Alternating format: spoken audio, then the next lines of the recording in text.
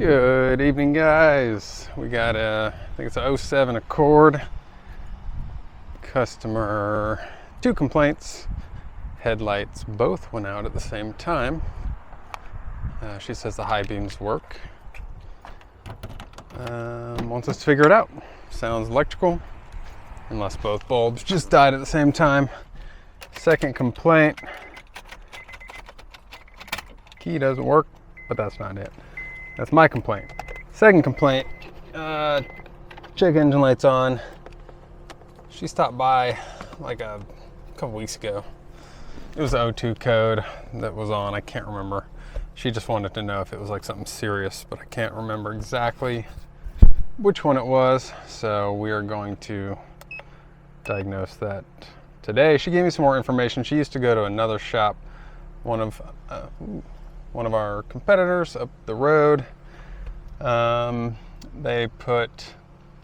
said they put a downstream O2 sensor in it in March.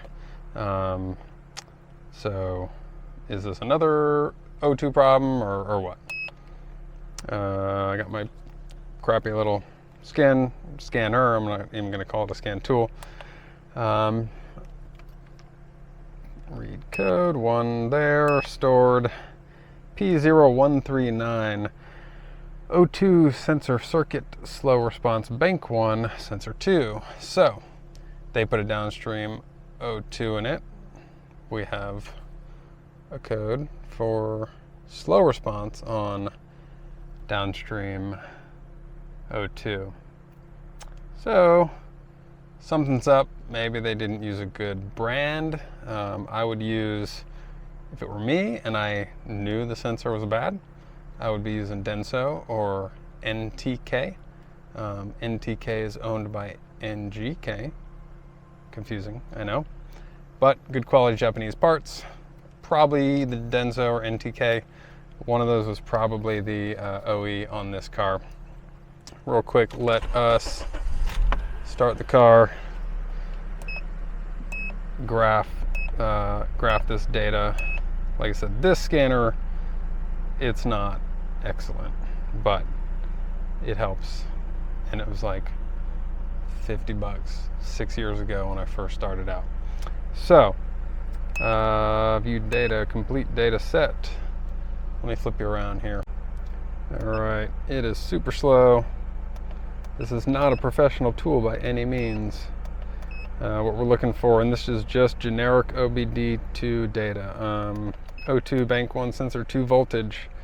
Rear O2s on these kind of cars are gonna want to see those sticking around 0.7 volts and not really moving from there. The O2 behind the catalytic converter, which is sensor 2 / downstream, it is the CAT monitoring sensor. So if the voltage is around 0.6, 0.7 and steady, you could say your converter is functioning. It is removing the stuff it's supposed to. Here on a graph, we can see it's kind of steady around 0.8-ish. That bit of cycling there, not great to see in terms of converter health, but unless it's like oscillating all the time, which, I mean, it would be like a very cyclical sine wave. I think I showed it in another video. I'm going to increase the RPM to like 20, let's go 2000. And what we don't want to see is just continuous oscillations. So the sensor's functioning. Slow response, I mean, I don't know what slow response means. This is measured in like milliseconds, so my eyes can't see that, obviously. And I don't know exactly what their criteria is for that. But before I leave for the day, see, her CAT might not be working 100%. And the 420 code, which would be the one for catalytic converter inefficiency, is not stored. But if you have O2 code, it also may not even run the CAT monitor. So maybe this is going to have another problem in the future where the CAT code comes up in like 100 miles because after we fix whatever this is, because there's also a cap problem. But let me run inside before I shut down for the day. I'm just going to search service bulletins and then I'm going to go home. All right, back at my desk, hit repair info on my repair software, and I will just search for P0139 it was. Okay. So after I search P0139, technical bulletin, these are probably gonna be the same. Yeah, same bulletin number, 14001. Mill comes on with DTC P0139. Slow response, secondary heated O2 sensor. PCM misinterprets secondary heated O2 sensor signals. Update software. So,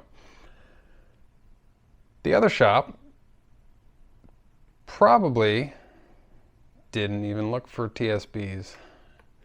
Now that's always, I think, nowadays, the very first thing you should do with almost any code, unless you're very familiar with the model. So yeah, we're gonna need to update this software. I know that shop and I know they don't do programming. So it's hard to say for sure if there was a problem with the Rare O2, but when you see a software update is required or suggested because of a particular code, that is Honda saying, hey, 139 code, we know our software is bad. Over time, maybe something changes when sensors age. This is just very common, right? They fix software issues. Same with your cell phone. Now we can't update the car via Wi-Fi or 5G or whatever. You have to have special software, special cables. We're connecting a laptop to the car with a special box called a J2534 cable. Let me show you what that looks like. I have a spare one up here. One of my techs has his own. But yeah, here's the box. This is the interface between your laptop and the car. So cable connects here to your laptop and here to the car, or the other way around. Whatever, it doesn't matter. This goes between your laptop and the car. Then we connect to like Honda's server with this plugged in. We compare the latest revision software from the Honda servers to what is in the car. If what's in the car is not the latest, we update, and that should take care of that problem. Now the other shop should have done this. This is, they don't program, so they don't know. They just don't. Not many shops do. Around here, maybe like 1 out of 10 shops can program anything. We can program almost everything. Every once in a while we run into some very manufacturer-specific stuff, but the J2534 module box thing, that gets almost every manufacturer that we work on, and then my Autel MaxiSys Elite, that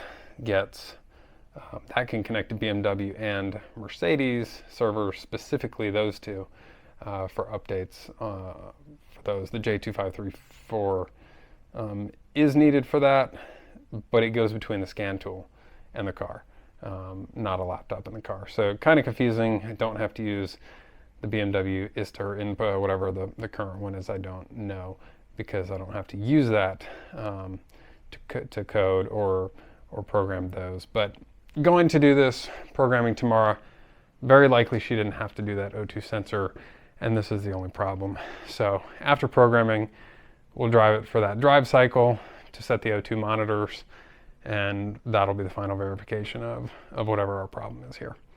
Thank you for watching. Hope I showed you something new and that you learned something. We'll see you next time. Thanks.